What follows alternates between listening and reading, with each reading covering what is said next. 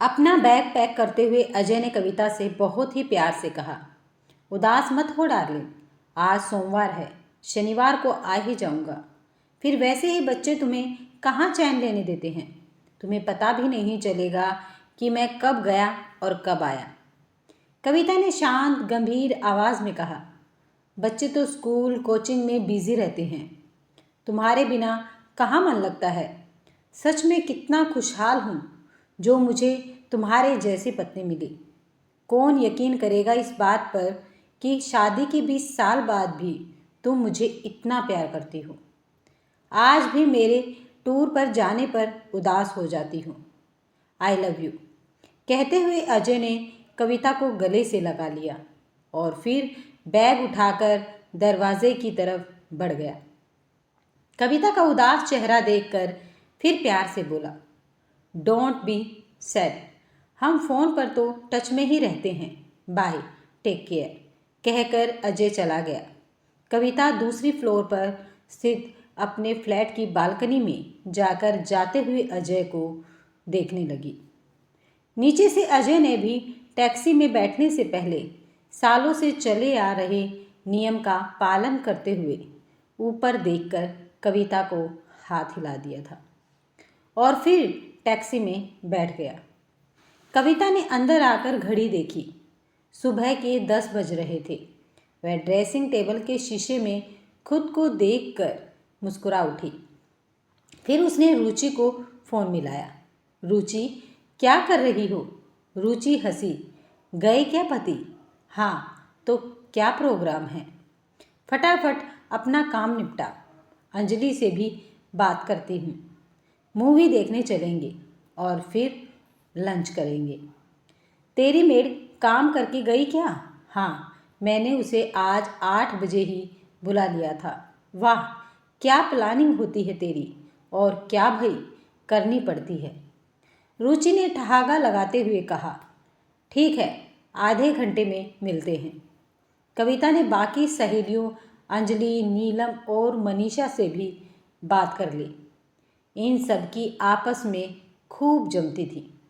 पांचों हम उम्र थे। सबके बच्चे भी हम उम्र ही थे।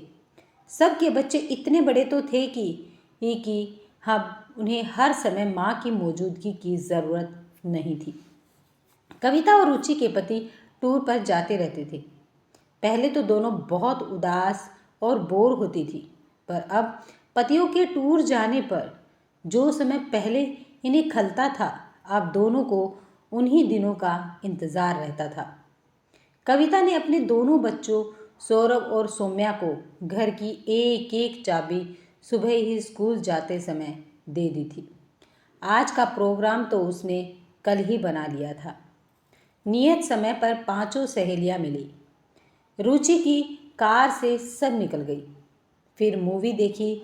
उसके बाद होटल में लंच करते हुए खूब हंसी मजाक हुआ।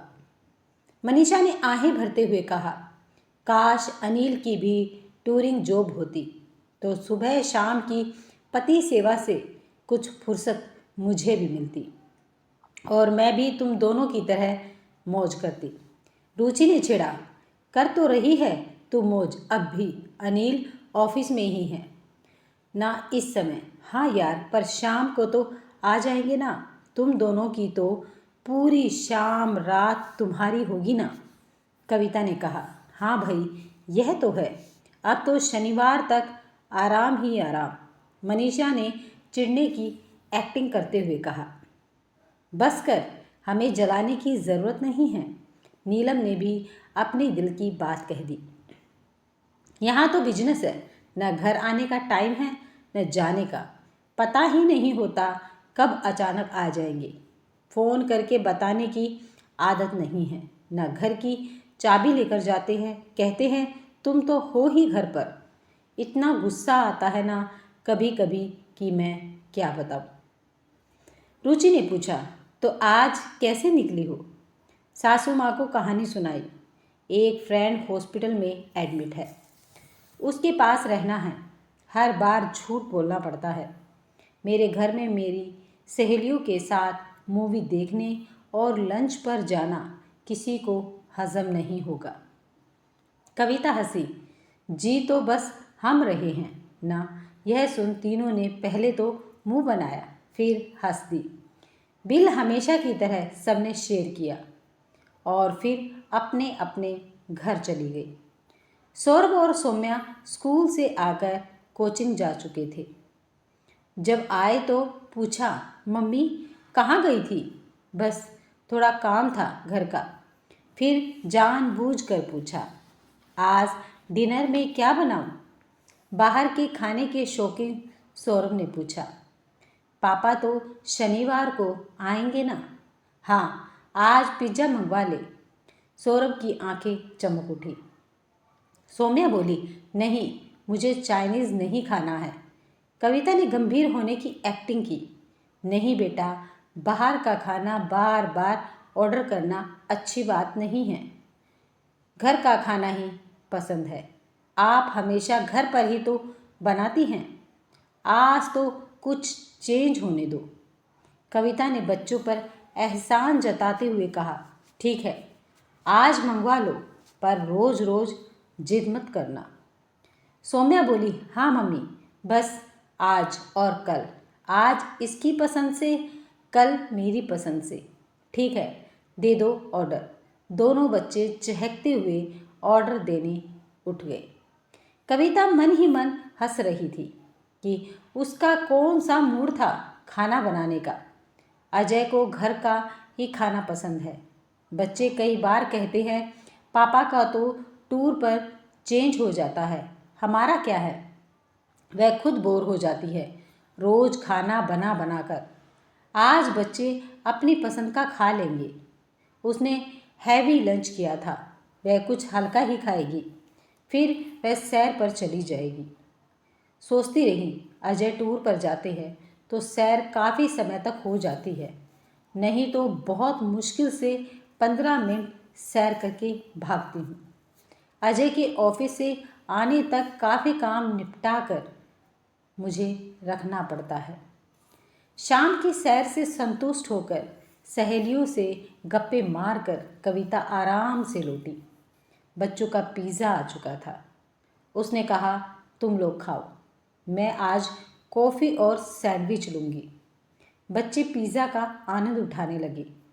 अजय से फ़ोन पर बीच बीच में बातचीत होती रही थी। बच्चों के साथ साथ कुछ समय बिताकर वह घर के काम निपटाने में लग गई।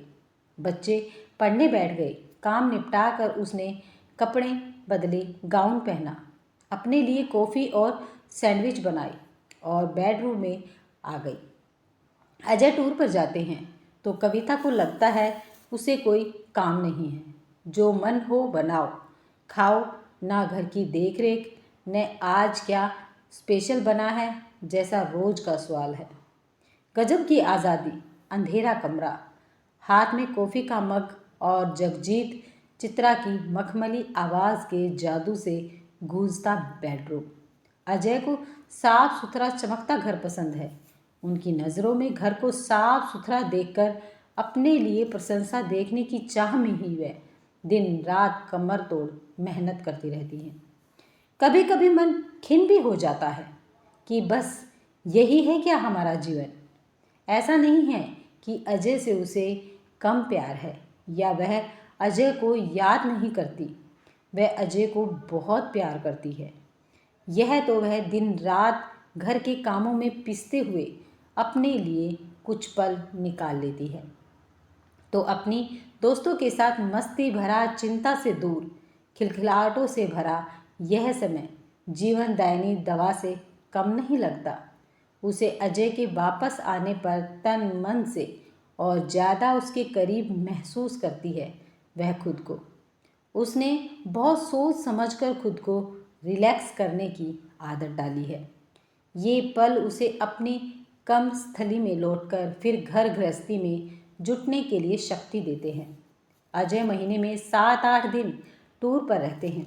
कई बार जब टूर रद्द हो जाता है तो ये कुछ पल सिर्फ अपने लिए जीने का मौका ढूंढते हुए उसका दिमाग जब पूछता है कब जाओगे प्रिय, तो उसका दिल इस शरारत भरे सवाल पर खुद ही मुस्कुरा उठता है अगर आपको ये कहानी पसंद आई है तो वीडियो को लाइक, शेयर और चैनल को सब्सक्राइब करना मत भूलिएगा। फिर मिलते हैं नेक्स्ट वीडियो में। तब तक खुश रहें, मस्त रहें और स्वस्थ रहें।